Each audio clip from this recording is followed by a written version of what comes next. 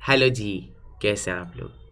आज की क्लास में हम लोग करने वाले हैं reporting requirements under companies act 2013 section 143 of the companies act. Sir आप तो ऑडिट के टीचर थे ना, आप ये क्या पढ़ा रहे हो, सेक्शन 143 क्यों पढ़ा रहे हो? क्योंकि नालायक तुम्हारे सिलेबस में है, चैप्टर 8 में सिर्फ सेक्शन 143 के बारे में बताया हुआ है और आज मैं वही चीज़ तुम्हें बताने वाला हूँ। ठीक है जी। छोटा सा टॉपिक है, अराउंड 2.5-3 पेज का टॉपिक है, फटाफट से कर लेंगे। मैं तुम्हारे लिए सुंदर सुंदर से प्यारे प्यारे से हैंड रिटन चार्ट्स बना के लाया हूँ, तुम्हें टेलीग्राम ग्रुप पे मिल जाएंगे। @CA विद चिराग मेरा टेलीग्राम ग्रुप है, डिस्क्रिप्शन में लिंक मिल जाएगा, वहाँ से जाके डाउनलोड कर लेना। ठीक है जी, सब मिल जाएगा, कोई टेंशन लेने की बात है ही नहीं। तो अब सबसे पहले वीडियो को लाइक कर दो और नीचे जाके कमेंट करो कि भैया I score an exemption in audit this time. देखो इतनी सारी वीडियोस मैंने तुम्हें दी, उसके बदले में मैंने तुमसे क्या मांगा? तुम्हारा एक वादा कि तुम अच्छे से पढ़ोगे और एग्जाम्शन लेके आओगे। ठीक है जी।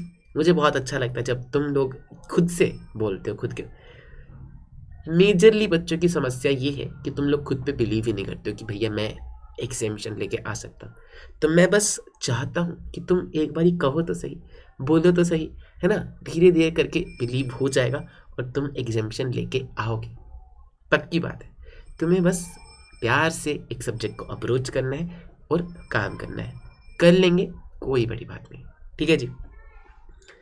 देखो जी, इसमें सेक्शन 143(1) के बारे में बात करी गई है, सेक्शन 143(3) के बारे में बात करी गई है और रूल 11 के बारे में बात करी गई है। सिर्फ 3 चीज़ें हैं, फटाफट से पढ़ेंगे और ख़त्म करेंगे। सेक्शन 143(1) क्या बोलता है? देखो किताब में ये बोल रहा है, section 143 of the companies act बोलता है reporting requirements of an auditor of a company in the form of duties. Auditor को क्या क्या चीज़ें एडिशनली रिपोर्ट करनी होती है। सबसे पहले 143(1) के अंदर ऑडिटर मैनेजमेंट से इंक्वायरी करेगा। ऑडिटर मैनेजमेंट से इंक्वायरी करेगा किन किन बातों के बारे में? ऑडिटर जाएगा और मैनेजमेंट से पूछेगा, सुन मैनेजमेंट, लोन्स एंड एडवांसेस सारे तुमने जितने भी दिए हैं प्रॉपरली सिक्योर्ड है ना, उनसे एसेट्स गिरवी रखवा दी थी ना, सिक्योरिटी ले ली थी ना, और कहीं उनकी टर्म्स प्री जुडिशियल तो नहीं? ऐसा तो नहीं कि तुमने किसी को कहा कि लोन ले जा और 1% ब्याज दे दियो साल का। अरे क्यों? शेयर होल्डर अपना पैसा FD में डालेगा, बैंक के अकाउंट में रखेगा तो भी 4% 7% मिलता है, 1% पे कैसे दे रहे हो? तो आप मैनेजमेंट से पूछोगे कि लोन्स एडवांस प्रॉपरली सिक्योर्ड तो है ना, टर्म्स कहीं प्री जुडिशियल तो नहीं, फिर transactions that are represented merely by book entries वो कहीं प्री जुडिशियल तो नहीं, जैसे कि रीवैल्यूएशन, जैसे कि डेप्रिसिएशन आपने गलत तो नहीं कर रखा शेयर होल्डर्स के साथ, प्री जुडिशियल मतलब हानिकारक। ऐसी कोई एंट्री तो नहीं डाल रखी कि डेप्रिसिएशन आपने डाल दिया 70%। क्यों भैया? क्योंकि तुम अगले साल उसको स्क्रैप करना चाहते होगे और अच्छी खासी मशीनरी को अपने घर ले जाना चाहते होगे। तो ऐसा तो नहीं कि आपने जो बुक एंट्रीज डाली हैं वो प्री जुडिशियल है। फिर आप मैनेजमेंट से इंक्वायरी करोगे, शेयर्स, डिबेंचर्स, सिक्योरिटी कहीं आपने लेस देन परचेज प्राइस पे तो नहीं बेच दी? क्योंकि आपकी कंपनी का काम है प्रॉफिट कमाना है इन्वेस्टमेंट पे। आप इन्वेस्ट कर रहे हो और आप लेस देन परचेज प्राइस क्यों बेच रहे हो? ये चीज़ उन पे अप्लाई नहीं होती जिनका रोज का काम है इन्वेस्टमेंट और बैंकिंग का। पर सर शेयर मार्केट में तो नफा नुकसान लगा रहता है, हो सकता है कि भैया वो शेयर डूब गया, उन्होंने बेच दिया, ठीक है, ऑडिटर पूछेगा और डिस्क्लोज करेगा। अगर 500 बार उन्होंने ट्रांजैक्शन करी और 450 बार उन्होंने घाटे में बेचा तो मतलब पक्का कुछ ना कुछ झोल कर रहे हैं। ठीक है जी। इन्होंने शेयर्स, डिबेंचर, सिक्योरिटी कहीं परचेज प्राइस से लेस पे तो नहीं बेची, क्योंकि उनका इंटेंशन क्या है कि बिजनेस में अभी पैसा ना डाल के इन्वेस्ट कर देते हैं ताकि वहां से प्रॉफिट आए। प्रॉफिट के इंटेंशन के साथ वो कहीं झोल तो नहीं करना चाहते। ठीक है जी। कहीं आपने लोन एंड एडवांसेस को एज डिपॉजिट्स तो नहीं दिखा रखा। पर्सनल एक्सपेंसेस को रेवेन्यू में तो नहीं चार्ज कर रखा कि तुम्हारा डायरेक्टर गया थाईलैंड घूमने और तुमने कहा कि डायरेक्टर बिजनेस मीटिंग के लिए गया था। कौन सी बिजनेस मीटिंग हो रही थी? चमेली के स्पा में। ठीक है जी। फिर शेयर्स अलॉटेड, क्या आपने शेयर्स कैश के बदले अलॉट किए हैं? तो क्या कैश आ गया? अरे नहीं आया, कैश भी नहीं आया, तो ऑडिटर बताएगा कि जो बुक्स हैं क्या वो करेक्ट, रेगुलर और नॉट मिसलीडिंग पिक्चर दिखा रही हैं क्या? ये तो गलत बात है। क्या आपने शेयर्स कैश के बदले अलॉट किए तो कैश आ गया क्या? कैश भी नहीं आया तो फिर ऑडिटर बताएगा कि आपकी books of accounts correct, regular और नोट मिसलीडिंग है क्या। ठीक है जी, लाओ देखो कह रहा है कि ऑडिटर क्या क्या इंक्वायरी करेगा। लोन्स और एडवांसेस प्रॉपरली सिक्योर्ड है ना, टर्म्स प्री जुडिशियल तो नहीं, फिर बुक एंट्रीज जो थी वो प्री जुडिशियल तो नहीं, ट्रांजेक्शन जो सिर्फ बुक एंट्रीज वाली थी, डेप्रिसिएशन, रिवैल्यूएशन, फिर शेयर्स, डिबेंचर, सिक्योरिटीज कहीं आपने लेस देन परचेज प्राइस पे तो नहीं बेचे, किस पे एप्लीकेबल नहीं है, इन्वेस्टमेंट या बैंकिंग कंपनी पे, फिर लोन्स एंड एडवांसेस को कहीं आपने डिपॉजिट तो नहीं दिखा रखा, पर्सनल एक्सपेंसेस को रेवेन्यू अकाउंट में तो नहीं चार्ज कर रखा, जो शेयर्स आपने कैश के लिए दिए क्या कैश आ गया, अगर नहीं आया है तो फिर पोजीशन बुक्स में जो दिखा रखी है वो करेक्ट होनी चाहिए, रेगुलर होनी चाहिए और नॉट मिसलीडिंग, यानी कि बुक्स में आपको दिखाना चाहिए कि भैया उससे पैसा लेना है। बात समझ में आ गई। फिर ये बोल रहा है कि ऑडिटर इन सब पे रिपोर्ट तब ही करेगा जब उसके पास कोई स्पेशल कमेंट होगा। अगर कंपनी शरीफ है, कंपनी ने कुछ भी गड़बड़ी नहीं कर रखी है, शेयर्स कैश के बदले दिए ही नहीं, लोन्स एंड एडवांसेस को सही से दिखा रखा है, शेयर सिक्योरिटी डिबेंचर को प्रॉफिट में ही बेच रखा है, तो वो रिपोर्ट नहीं करे। ठीक है जी, क्योंकि उसके पास कुछ स्पेशल कमेंट्स है ही नहीं। देखो जी क्वेश्चन 38 क्या बोलता है, auditor is not required to report on the matters specified in sub section 1 of section 143 143(1) के मैटर्स के ऊपर ऑडिटर को रिपोर्ट करने की जरूरत नहीं है unless he has any special comments to make on any of the items referred to therein if he is satisfied as a result of inquiry कि उसकी कोई और फर्दर ड्यूटी नहीं है, explain clearly stating the matters जिसके बारे में उसको इंक्वायरी करनी है। सेम लाइन है, देखो the auditor is not required to report on the matters specified in subsection 1 unless he has any special comments to make on any of the items referred therein if he is satisfied as a result of the inquiry। किस किस चीज़ के बारे में वो inquiry करेगा, इन फलानी चीज़ों के बारे में वो इंक्वायरी करेगा। सेम चीज़ें जो हमने अपने चार्ट से पढ़ी। पोज करके लिखना चाहते हो तो लिख लो, नोट्स डाउनलोड करना चाहते हो तो डाउनलोड कर लेना। जो तुम खुद अपने हाथों से लिखोगे उसमें जादू होता है, तुम्हें एग्जाम के टाइम पे बहुत जल्दी बहुत अच्छे से याद हो जाएंगे। ठीक है जी, फिर अगला है रिपोर्टिंग ऑन अकाउंट्स एग्जामिन्ड। कह रहा है कि सेक्शन 143(2) ऑडिटर को एक रिपोर्ट देनी है to a members of company, जो भी अकाउंट्स उसने एग्जामिन किए, जो भी financial statement company general meeting के सामने रखती है, उन सब पे ऑडिटर एक रिपोर्ट देख के चलेगा।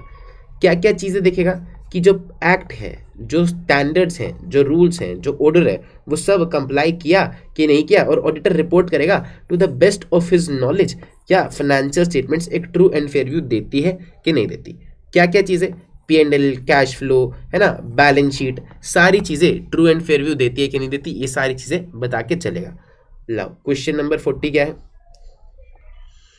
क्वेश्चन वीडियो को लाइक कर देना अगर लाइक नहीं करा अभी तक तो।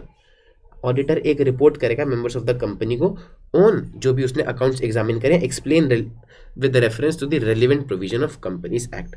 देखो सेम लाइन है, auditor shall make a report to the members of company on accounts examined by him, explain with the relevant provision. Section 143(2) आपका रेलिवेंट प्रोविजन है, आप एक्सप्लेन कर दीजिएगा। ठीक है जी, वो रिपोर्ट करेगा, क्या क्या चीज़ें देखेगा, प्रोविजन, स्टैंडर्ड्स, रूल्स, ऑर्डर, और रिपोर्ट करेगा कि उसकी नॉलेज के हिसाब से सब कुछ ट्रू एंड फेयर व्यू है कि नहीं। ये तो फुद्दू सा था।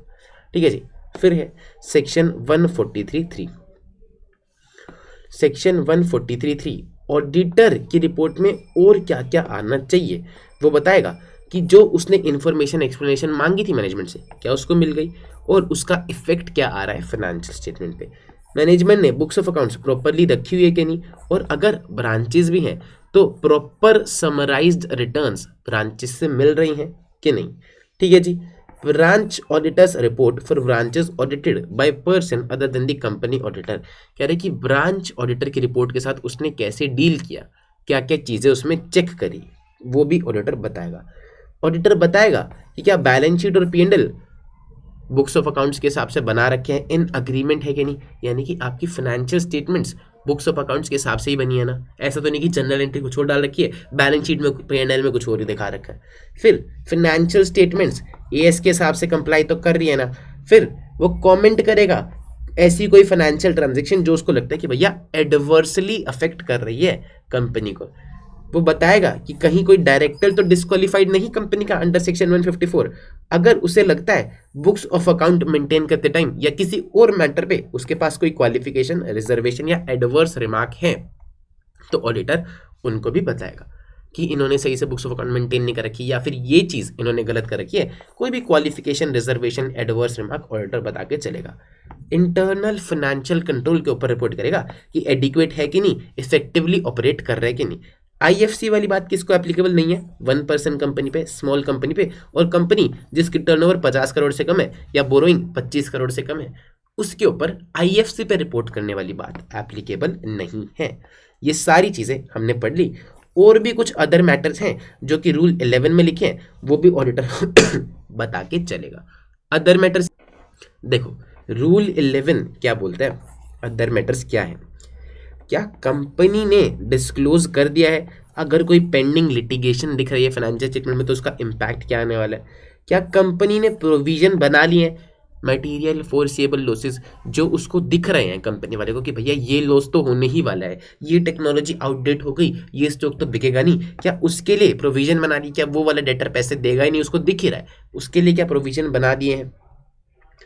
क्या कंपनी ने आईईपीएफ इन्वेस्टर एजुकेशन प्रोटेक्शन फंड में पैसा डालने में डिले किया है? तो ऑडिटर रिपोर्ट करेगा। फिर क्या मैनेजमेंट ने रिप्रेजेंटेशन दे दी कि कोई भी फंड हमने एडवांस नहीं किया? किस लिए? देखो, कंपनी है, कंपनी ये सब क्या कर रहा है, हम देखना चाह रहे हैं कि भैया कंपनी कहीं फ्रॉड तो नहीं कर रही। अब हम एक एक चीज करके देख रहे हैं कि भैया कंपनी ने पेंडिंग लिटिगेशन, मटेरियल फॉर्सेबल लॉसेस। अब मान लो कंपनी को पैसा निकालना है, मैनेजमेंट है, उसको शेयर होल्डर का पैसा निकाल के कहीं और भेजना है, तो वो क्या करेगी? अपनी कंपनी से कहीं और इन्वेस्ट कर देगी या उसको लोन दे देगी, लेकिन सामने वाले को पता चल जाएगा, तो मैनेजमेंट बीच में कुछ इंटरमीडिएरीज को ला सकती है। कंपनी को लोन देना है इस फलाने पर्सन को, ये शायद डायरेक्टर की कोई पर्सनल कंपनी होगी, डायरेक्टर के रिश्तेदार की कंपनी होगी, तो अब कंपनी क्या करेगी? लोन देगी किसी इंटरमीडिएरी को, उसको बोलेगी इसको लोन दे, उसको लोन दे, उसको लोन दे, और फिर आखिर में इसको दे देना। तो ऑडिटर को मैनेजमेंट से रिप्रेजेंटेशन ले लेनी कि कंपनी ने कोई भी लोन ऐसा एडवांस नहीं किया है किसी अल्टीमेट बेनिफिशियरी को। अगर किया है तो उसकी पूरी डिटेल्स कि भैया कंपनी ने किसको लोन दिया, कितने अमाउंट का दिया, कौन है अल्टीमेट बेनिफिशियरी, उसको आगे कैसे मिलेगा, ये सारी चीज़ें बतानी है। ठीक है जी। पर सर अगर सब कुछ ही बताना है तो फिर फ्रॉड कैसे करेगी? वो ही तो रोकना है सर, फिर कंपनी बताएगी ही क्यों? बताएगी नहीं, इसीलिए हम रिप्रेजेंटेशन ले लेते हैं कंपनी से कि भैया ऐसा कोई फंड तो आपने एडवांस नहीं कर रखा है ना। ठीक है जी। या फिर ऐसा हो सकता है कि किसी और के बिहाफ पे, किसी फंडिंग पार्टी के बिहाफ पे आपके पास पैसे हो और आपको वो आगे देने हो, तो ये सारी चीज़ें भी आपको डिस्क्लोज करके चलनी पड़ती है। तो रिप्रेजेंटेशन ले लेगा कि जोन से आपने डिस्क्लोज कर रखे हैं उसके अलावा तो आपने ऐसा कोई फंड एडवांस नहीं करा है ना। फिर अगर कंपनी ने डिक्लेयर किया है डिविडेंड, पे किया है डिविडेंड, तो सेक्शन 123 का कंप्लायंस किया है, ये देखेगा ऑडिटर। और कंपनी का अकाउंटिंग सॉफ्टवेयर जो है उसमें ऑडिट ट्रेल का फीचर है ना, साल भर काम कर रहा था ना। ऑडिट ट्रेल क्या होती है?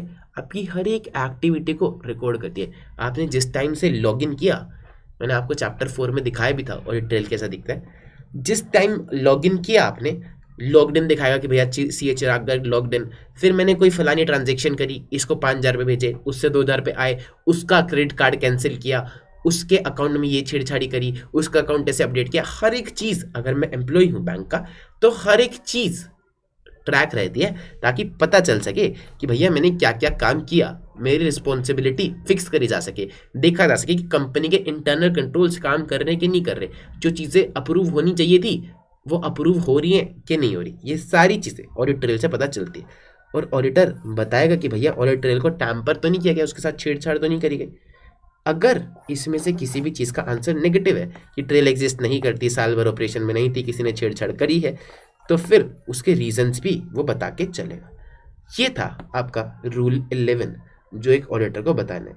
और ये जो बड़ा सा पैराग्राफ है ये वही है, ये वाला कंपनी बेनिफिशियल कंपनी इंटरमीडिएरी वाला, पढ़ के देख लीजिएगा। आई डोंट थिंक यहाँ से वापस से पढ़ाने की ज़रूरत है, आप उस चार्ट से भी पढ़ेंगे आपके लिए गुड इनफ है। ठीक है जी। फिर ये कह रहा है कि उन ऊपर की जितने भी चीज़ें थी उसमें से अगर किसी का भी आंसर नेगेटिव में है तो उसका रीज़न भी बताएगा। फिर लास्ट में है रिपोर्टिंग ऑन फ्रॉड्स। कह रहा है कि ऑडिटर सेंट्रल गवर्नमेंट को रिपोर्ट करेगा अगर उसे लगता है कि भैया कोई तो फ्रॉड हुआ है या उसे शक है कि कोई फ्रॉड हुआ है जिसका अमाउंट जो है 1 करोड़ से ऊपर है। इज बीइंग इज कमिटेड, या तो कर दिया है या करा जा रहा है फ्रॉड, तो ऑडिटर रिपोर्ट करेगा सेंट्रल गवर्नमेंट को with in such time and in such manner. अगर 1 करोड़ से कम का फ्रॉड है, lesser than the specified amount, यानी कि 1 करोड़ से कम का है, तो ऑडिट कमिटी और बोर्ड को बताएगा। Auditor shall report the matter to audit committee और to board within such time and such manner. साथ में पॉइंट 11 ऑफ पैरा 3 ऑफ कारो, मैंने बताया था कारो की वीडियो बहुत बढ़िया है, देख लेना। उसमें मैंने बताया था 11वें नंबर पे फ्रॉड का पॉइंट आता है। ऑडिटर बताएगा कि क्या कंपनी ने कोई फ्रॉड किया है या फिर कंपनी के साथ किसी बंदे ने फ्रॉड कर दिया या फिर विसल ब्लोअर कंप्लीट्स, तो कारो के पैराग्राफ में भी ये बात बता के चलेगा। ठीक है जी, तो ये था आपका report on reporting requirements under companies act, reporting requirements under companies act. ठीक है जी, आई होप आपको सारे पॉइंट्स क्लियर हो गए होंगे। ये चार्ट्स एक बारी आराम से 10 मिनट के लिए निहार लीजिएगा। मेजरली चीज़ें आपको यहीं इन चार्ट से ही याद हो जाएंगी। इसको एक बार बना के देख लेना, ईजी है, कुछ खास दिक्कत वाली बात है नहीं। चार्ट्स आपको टेलीग्राम चैनल से मिल जाएंगे। वीडियो को लाइक नहीं किया है, कमेंट नहीं किया है तो गलत बात है, प्लीज़ कर दो। ठीक है जी, मैं मिलता हूँ उससे अगली वीडियो में, तब तक के लिए good bye, take care, love you ढेर सारा। ठीक है जी।